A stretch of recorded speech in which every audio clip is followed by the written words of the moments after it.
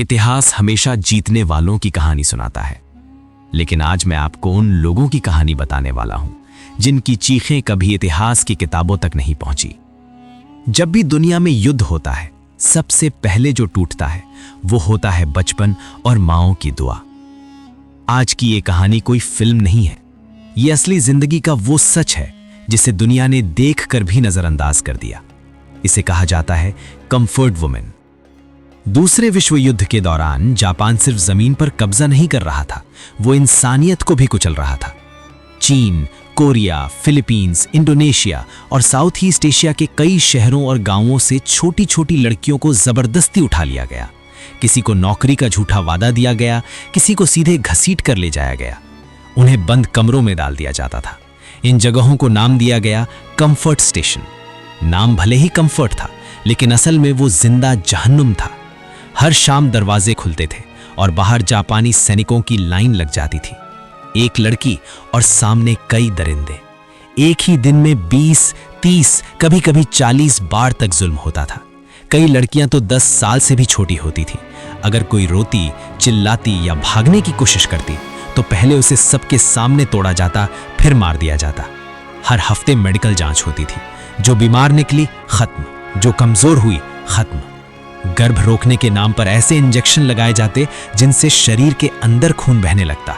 तेज दर्द, चक्कर और कई बार वही उनकी मौत बन जाता। जो जिंदा बच गईं, उनका जीवन कभी सामान्य नहीं हो पाया।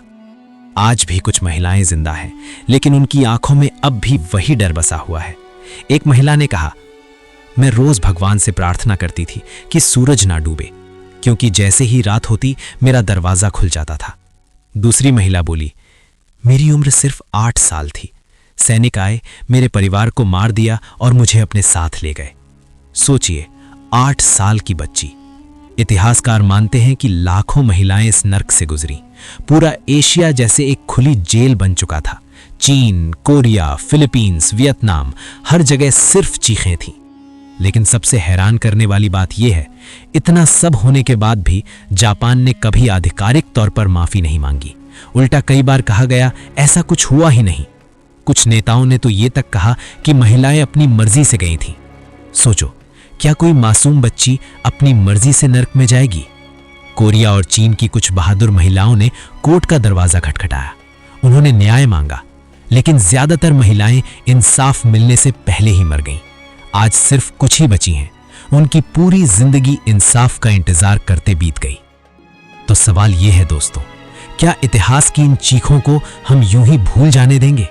क्या इतनी बड़ी इंसानी त्रासदी के लिए किसी को जिम्मेदार नहीं ठहराया जाना चाहिए? क्या जापान को माफी मांगनी चाहिए? अपनी राय कमेंट में जरूर लिखिए।